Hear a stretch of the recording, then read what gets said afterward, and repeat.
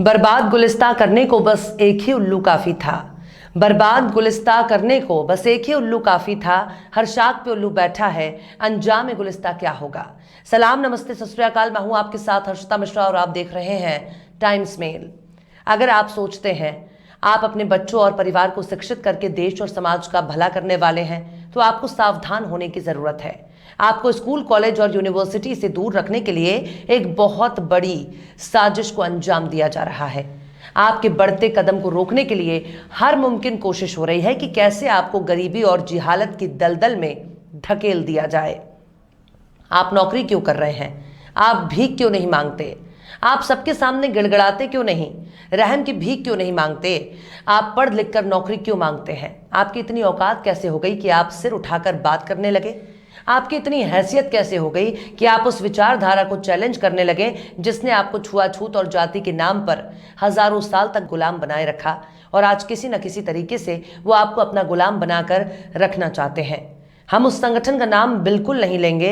ये संगठन देश के उन नागरिक को गुलाम बनाने के सपने देख रहा है जो बरसों पहले अंग्रेजों के खिलाफ खड़े हुए थे। ये हर उस कौम को गुलाम बनाकर अपना बदला लेना चाहते हैं जिनके बाप दादाओं ने अंग्रेजों के तलवे चाटने से इनकार कर दिया है। ये हर उस शख्स से बदला लेना चाहते हैं जिन्होंने अंग्रेजों के खिलाफ जंग लड़ी, जेल गए, अंग्रेजों के कोड़े खाए, फिरंगियों की ज्यादती सही, जिन्होंने अंग्रेजों के खिलाफ बगावत की, जिन्होंने सिर कटाना पसंद किया लेकिन अंग्रेजों के आगे सिर नहीं झुकाए, जिन्होंने फांसी के फंदे पर झूलना कबूल किया लेकिन अंग्रेजों को माफी मांगकर माफी वीर नहीं बने। ये संगठन हर उस कौम के खिलाफ नफरत के बीज बो रहा है जिसने अंग्रेजों को अपना दुश्मन माना और उनके खिलाफ आवाज बुलंद की। ये संगठन हर उस परिवार और समुदाय से बदला लेना चाहता है जिसने अंग्रेजों को भारत छोड़ने पर मजबूर कर दिया। ये संगठन हर उस शख्स को तबाह और बर्बाद करने की साजिश रच रहा है जिसने अंग्रेजों को उखाड़ फेंकने की कसम खाई थी। भारत के संविधान और भारत की आज़ादी से नाखुश उस संगठन ने हमारे देश के राष्ट्रीय ध्वज को कभी भी स्वीकार नहीं किया। इस संगठन ने बरसों तक अपनी इमारतों पर तिरंगे को लहरने नहीं दिया। आज वही संगठन देशभक्ति, राष्ट्रवाद और देश प्रेम का सबक सिखा रहा है जिसने हमारे देश की आज़ादी में कोई योगदान नहीं दिया, जिसने अंग्रेजों के तलवे चाटे, जिसने अंग्रेजों से वफादारी की कस्में खाई, जिसने खुद को आज़ादी की लड़ाई से दूर रखा, जिसने केवल देश में सांप्रदायिकता का प्रचार प्रसार किया। अब वही संगठन हमारे देश को फिर से गुलामी और गृह युद्ध की आग में धकेलने की गहरी साजिश रच रहा है। हम उस संगठन का नाम लेना भी पाप समझ रहे हैं क्योंकि उस संगठन की जड़ों में इतनी नफरत भरी हुई है जिसका खामियाजा आज पूरा देश भुगत रहा है। अब ये बात खुलकर सामने आ गई है कि आखिर स्कूल, कॉलेज और यूनिवर्सिटी को क्यों कमजोर किया जा रहा है। अब ये बात भी खुलकर सामने आ गई है कि कपड़ों के आधार पर क्यों बेटियों को स्कूल जाने से रोका जा रहा है। अब ये बात भी खुलकर सामने आ गई है कि संवैधानिक अधिकारों से उस संगठन के लोग क्यों डरते हैं। अब ये बात भी खुलकर सामने आ गई है कि जबरन धर्म परिवर्तन की आड़ में क्यों एक खास वर्ग को निशाना बनाया जाता है।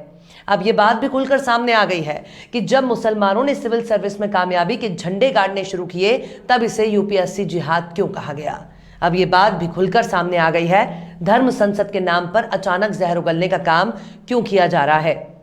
अब ये बात भी खुलकर सामने आ गई है कि आखिर दो धर्मों के बीच शादी, ब्याह और रिश्तेदारी को आखिर क्यों लव जिहाद का नाम दिया जा रहा है। बताएंगे आपको और भी बहुत कुछ। लेकिन आप अगर हमारे चैनल पर नए हैं और पहली बार हमारी वीडियो को देख रहे हैं तो आप हमारे चैनल टाइम्स मेल को सब्सक्राइब कर लें, वीडियो को लाइक कर दें और बेल आइकन का नोटिफिकेशन बटन भी प्रेस कर दें ताकि बिना देरी हमारी हर खबर आपको मिलती रहे। लौटते हैं अब खबर की तरफ। हमारे देश की आज़ादी में कच्छेधारियों का कितना योगदान रहा है इसे अब बताने की कोई ज़रूरत नहीं है। संघियों ने हमारे देश को बांटने के लिए अंग्रेज़ों की कितनी चरण वंदना की है ये अब इतिहास बन चुका है। संघ ने सालाना रिपोर्ट में कहा कि संविधान और धार्मिक आज़ादी की आड़ में देश में धार्मिक कट्टरता बढ़ रही है और एक समुदाय विशेष सरकारी तंत्र में घुसने की योजना बना रहे हैं। धार्मिक कट्टरता का आरोप एक ऐसा संगठन लगा रहा है जिसके लोग बेटियों को पढ़ते हुए नहीं देख सकते। कभी उनके सिर पर रखे दुपट्टे से इनको ऐतराज होने लगता है तो कभी उनके हिजाब से।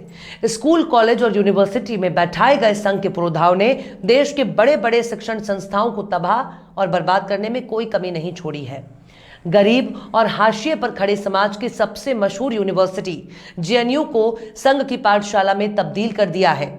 राजधानी दिल्ली में जिस तरह से जामिया में पढ़ाई कर रहे बच्चों को जिहादी कहा गया, उनको लाइब्रेरी में घुसकर बुरी तरह से पीटा गया, जिस तरह से जेएनयू में घुसकर वहां के छात्रों को पीटा गया, जिस तरह से देश के सबसे बड़े पत्रकारिता संस्थान आईआईएमसी में नारद मुनि की पत्रकारिता का प्रचार किया गया, उसने संघ और केंद्र की नरेंद्र मोदी सरकार की नीयत पर बहुत बड़ा सवालिया निशान लगा दिया है। संघ का यह भी कहना है कि धार्मिक कट्टरता के खतरे को हराने के लिए उसने हर मुमकिन कोशिश की, यानी आरएसएस ये कहना चाहता है कि बेटियों को दुपट्टे और हिजाब में पढ़ाई करते देखकर उसने इसे धार्मिक आजादी और संवैधानिक अधिकार न मानकर धार्मिक कट्टरता मान रहा है। जब मुसलमानों और ईसाइयों को रोकने के लिए जबरन धर्म परिवर्तन की आड़ में परेशान किया गया, तब आरएसएस इसे अपनी बहुत बड़ी कामयाबी मानता है। क्या आरएसएस ये कहना चाहता है कि जिस तरह से अल्पसंख्यकों को पीट पीट कर मार डाला गया, उनसे जय श्री राम का जबरन नारा लगवाया गया, लव जिहाद के आरोप में परेशान करने की घटनाएं और नागरिकता कानून का विरोध प्रदर्शन करने पर जब मुसलमानों को सरकारी तंत्र के जरिए निशाना बनाया गया, कोई इत्तेफाक नहीं था, तब ये कोई अचानक से हुई घटना नहीं थी, बल्कि संघ ने सोच समझकर एक प्लानिंग के तहत ऐसा किया था। ये बात हम नहीं बल्कि संघ की रिपोर्ट को गहराई से समझने पर साफ जाहिर हो रहा है। संघ ने अपनी सालाना रिपोर्ट में यह भी कहा कि देश में बढ़ती धार्मिक कट्टरता ने कई जगहों पर फिर सिर उठाया है। केरल और कर्नाटक का जिक्र करते हुए संघ ने इसे हिंदू संगठनों के कार्यकर्ताओं की हत्या को धार्मिक कट्टरता से जोड़कर पेश किया है। संघ ने अपनी रिपोर्ट में यह भी दावा कर रहा है कि सांप्रदायिक उन्माद रैलियों, प्रदर्शनों, संविधान की आड़ में सामाजिक अनुशासन का उल्लंघन, रीति रिवाजों और परंपराओं और धार्मिक स्वतंत्रता को उजागर करने वाले नृशंस कृत्यों का सिलसिला बढ़ रहा है। संघ कह रहा है कि मामूली से मामले को भी भड़काने और गैर कानूनी काम को बढ़ावा दिया जा रहा है। आरएसएस ये नहीं बता रहा कि हरिद्वार की धर्म संसद में यति नरसिम्हानंद ने पूरे देश को कौन सा शांति पाठ पढ़ाया था। धर्म संसद की आड़ में मुसलमानों के नरसंहार के लिए देश के बहुसंख्यक हिंदुओं से हथियार उठाने की अपील करने की घटना को क्या धार्मिक कट्टरता का प्रतीक माना जाएगा या नहीं? क्या मुसलमानों की हत्या को जायज ठहराने वाले धर्म संसद के दंगाइयों के खिलाफ संसद से लेकर सड़क तक विरोध प्रदर्शन करने की हिम्मत क्यों आरएसएस दिखा सकता है? मुसलमानों को गोली मारने की अपील करने वाले बीजेपी के मंत्रियों के खिलाफ क्या आरएसएस सड़क पर प्रदर्शन करने की हिम्मत जुटा सकता है? गुरुग्राम में नमाज पढ़ने से रोकने वाले भाजपा और हिंदू संगठनों के खिलाफ क्या आरएसएस कोई आंदोलन करने का जज्बा दिखा सकता है? इसका जवाब होगा नहीं, बिल्कुल नहीं। संघ ने अपनी रिपोर्ट में यह भी कहा है कि ऐसा लगता है कि एक विशेष समुदाय सरकारी तंत्र में प्रवेश करने की बहुत बड़ी प्लानिंग बना रहा है। संघ को लगता है कि सरकारी संस्थानों में घुसने के लिए लंबी प्लानिंग के पीछे एक बड़ी साजिश है। अब अगर संघ की रिपोर्ट की इसी लाइन पर गौर किया जाए तो सरकारी संस्थानों में एक विशेष समुदाय के घुसने की प्लानिंग कर रहा है। इसको आप इस तरह से समझ सकते हैं कि अल्पसंख्यक समुदाय अगर मेहनत करके सरकारी संस्थानों का हिस्सा बनने की कोशिश कर रहा है तो संघ इस योजना को गलत मानता है। सिविल सर्विस में कामयाबी के झंडे गाड़ना संघ को साजिश क्यों लग रहा है? क्या कलेक्टर बनकर जिला अधिकारी बनना और देश के बड़े बड़े मंत्रालयों और सचिवालयों में पहुंचने वाले लोग किसी खास प्लानिंग के तहत दिन रात पढ़ाई कर रहे हैं? तो फिर संघ और केंद्र की नरेंद्र मोदी सरकार को इसी प्लानिंग के तहत देश के तमाम बच्चों को मेहनत और लगन से पढ़ाई करने के लिए बोलना चाहिए और बताना चाहिए कि देखो, एक ऐसा समुदाय जिसे पंक्चर पुत्र कहा जाता है, वो यूपीएससी में झंडे गाड़ रहा है, लेकिन संघ की भाषा में शायद इसे यूपीएससी जिहाद कहा जाता है। आरएसएस ने अपनी वार्षिक रिपोर्ट में धर्म परिवर्तन का मुद्दा भी उठाया है। धर्म परिवर्तन की घटनाओं से आरएसएस खुद को बहुत परेशान बता रहा है और कह रहा है कि पंजाब, कर्नाटक, तमिलनाडु, आंध्र प्रदेश में हिंदुओं के धर्मांतरण के बारे में लगातार जानकारी मिल रही है। रिपोर्ट में पश्चिम बंगाल में चुनाव के बाद की हिंसा और पंजाब में राज्य विधानसभा चुनाव से पहले प्रधानमंत्री नरेंद्र मोदी के काफिले के एक फ्लाईओवर पर फंसे होने की घटना का भी उल्लेख किया गया है। संघ ने कहा कि मई 2021 में बंगाल में हुई घटनाएं राजनीतिक दुश्मनी और धार्मिक कट्टरता का परिणाम थी। संघ ने पंजाब चुनाव प्रचार के दौरान पीएम मोदी के काफिले का फ्लाईओवर पर फंस जाना भी एक साजिश मान रहा है, जबकि फ्लाईओवर पर पीएम मोदी को झंडे दिखाने वाले को भाजपाई माना जा रहा है।